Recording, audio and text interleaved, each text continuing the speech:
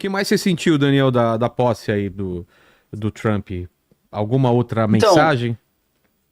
eu anotei alguns pontos principais do que ele falou. Ele começou falando The Golden Age, né? A Era de Ouro começa hoje. Então, assim, ele tem falado muito sobre Era de Ouro. É claro que a gente pode traçar um aspecto geopolítico disso, mas dentro do esoterismo, a Era de Ouro é uma época em que os deuses pagãos governavam a Terra e Saturno era o deus governante. Lembrando que Saturno tem uma equivalência assim com Lúcifer, né? Apesar de Vênus estar mais associado, porque Lúcifer é chamado também de a brilhante estrela da manhã, É. mas Saturno também, vejam que as festas saturnálias, né? Que na Grécia eram as bacanalhas, eram festas assim da carne, né? E essas festas eram associadas a esses espíritos mais que o cristianismo depois qualifica como malignos, obviamente. E que Então, veio, é, veio a se tornar o carnaval.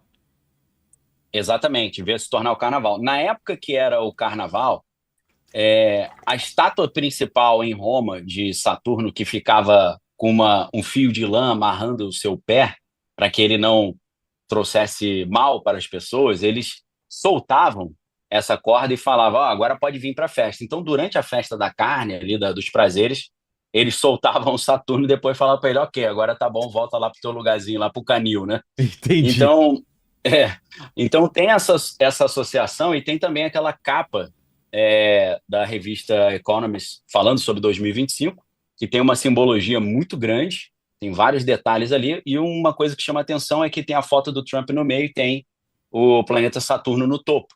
Então parece indicar essa Golden Age esotérica, né?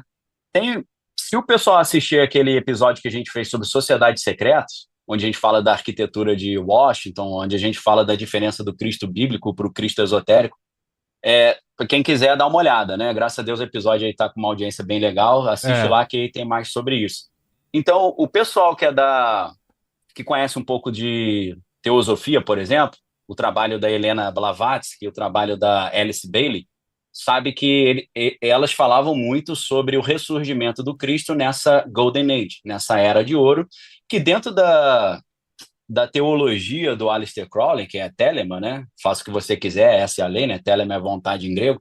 É, existe uma equivalência entre a Golden Age greco-romana pagã e a Era de Aquários, que é essa nova era que está chegando, que, segundo a Alice Bailey, começa no ano de 2025. Então, o ano de 2025 é um sinal do início não só da nova ordem mundial, mas da Era de Aquários ou da Era de Horus, segundo Crowley, né? Então, quando ele começa a falar muito sobre Era de Ouro, a galera que conhece um pouquinho sobre a história da Golden Age esotérica começa a ter uns tiques nervosos, né? Os caras ficam meio grilados assim. E outras coisas que eu anotei assim de pontos importantes, né, foi ele falar, agora a gente vai colocar a América em primeiro lugar, né, America First.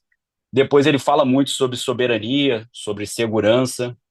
Ele falou, né, fui salvo por Deus para tornar a América grande novamente, né, que é a sigla MAGA, Make America Great Again, que tem uma outra mística em cima também, porque maga significa o feminino de mago, né? É. A gente lembra da maga patológica, por exemplo. E mega, em latim, é a feminina e magus é o masculino, né? E na igreja do Demo, né, lá do Anton LaVey, o quinto e mais alto grau é o magus ou maga, né? Então a galera já fala, pô, será que tem algo atrás? Aí depois o Elon Musk vem falando sobre o Dark Maga, né? Ele fala, eu não sou só Maga, eu sou Dark Gothic Maga, né? O Maga sombrio e gótico. Aí os caras já, opa, pô, será que esse cara tá falando de alguma coisa esotérica? Mas a coisa mais estranha foram duas entrevistas que a Marina Abramovic, aquela famosa artista contemporânea, mas também uma sacerdotisa, né, uma bruxa, né, ela se apresenta como bruxa. Ela, em duas entrevistas diferentes, fala que o Donald Trump é um mago da mais alta ordem, porque ele veio para instaurar o caos, para trazer uma ordem nova. Ela fala isso em duas ocasiões diferentes. Então, sempre que ele reforça a questão da mega, Make America Great Again, a galera da conspiração já fica já alterada. Outra coisa legal, interessante que ele falou foi que ele vai acabar com o Green New Deal, né? Muitas pessoas já ouviram falar em Great Reset, né? A grande reinicialização que o Fórum Econômico Mundial tanto fala, o Klaus Schwab, né? Tem até um livro muito interessante que eu indico para vocês, Covid-19 e o Grande Reset, do Klaus Schwab e Thierry Malherbe. Eles escreveram em conjunto. Mas o Green New Deal, né, que é o novo Acordo Verde, é uma série de propostas econômicas para combater as questões climáticas e a desigualdade econômica e tal. Tem uma grande semelhança com a ideia de grande reset, mas isso é muito interessante, né? Ele fala isso. Agora, a gente sabe que o ESG, em muitas ocasiões, né, Environment Sustainability Governance, né, que é meio ambiente, sustentabilidade e governança, em termos de investimento econômico, fundo de investimento tem ficado meio para trás, não tem dado tanto retorno. O Silicon Valley Bank, que faliu recentemente, era um banco que financiava esses projetos lá no Vale do Silício. Não é uma fintech, o Silicon Valley Bank era um banco muito antigo que, propondo essa história do Green New Deal, acabou quebrando porque não estava dando retorno. Mas, ao mesmo tempo, e aí isso é de verdade uma toca de coelho, o Donald Trump ele tem falado que o mundo não vai esquentar, ele vai esfriar. Ele falou isso em 2020, depois em 2022, depois em 2024. E tem uma, tem uma conversa que foi filmada dele em 2020 com uma equipe de cientistas que eles falam assim, olha, a gente gostaria que você nos ajudasse com o aquecimento global. Aí ele fala, mas não vai aquecer, vai esfriar. Os caras, eu gostaria que a ciência apoiasse essa tua visão de mundo.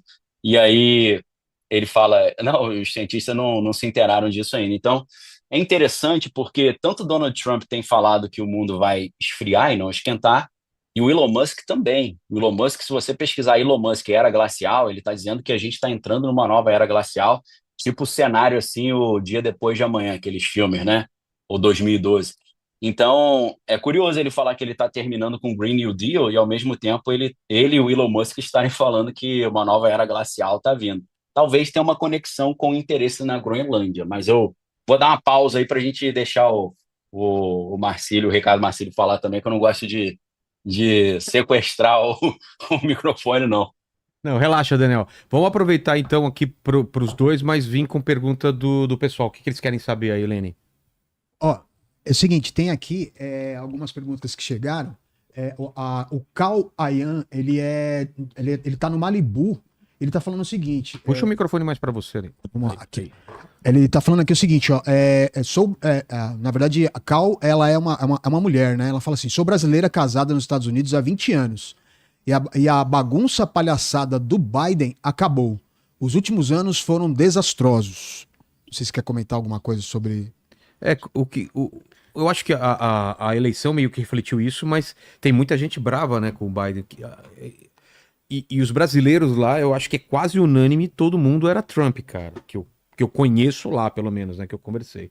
O Trump ele até teve um movimento bem forte, cara, o Latins for Trump, né? Ou seja, os latinos que apoiam o Trump, de fato. Porque ele defendia a ideia que, não é, ele falava, né, eu não sou contra os latinos, eu sou contra os latinos que vêm de maneira irregular. Aí ele até colocava que eram as pessoas que saíam das prisões na Venezuela, as prisões dos países da América Central, para não confundir exatamente com os latinos que já viviam nos Estados Unidos. Ponto importante, no próprio discurso de posse hoje, ele fez questão de agradecer os latinos e os negros também, falando que eles foram super importantes para a vitória dos republicanos, né? Quando ela fala desse caos, penso eu que deve ter muito a ver com a questão do aumento do uso de opioides, principalmente do fentanil, né? De fato, foi um problema grave e que também está ligado com a proteção das fronteiras e talvez com a questão econômica.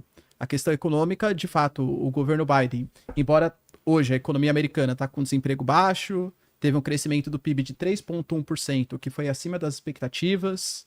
Você pega, por exemplo, as empresas, principalmente ligadas à tecnologia, a Nvidia, a Apple, estão aí em topo histórico de valor, mas para aquela classe média mesmo, né, que realmente está preocupado em comprar produtos, em consumir, a inflação foi uma porrada aí para a população. Então, penso eu que ela fala desse caos ligado ao aumento de moradores de rua, os opioides e a questão da inflação.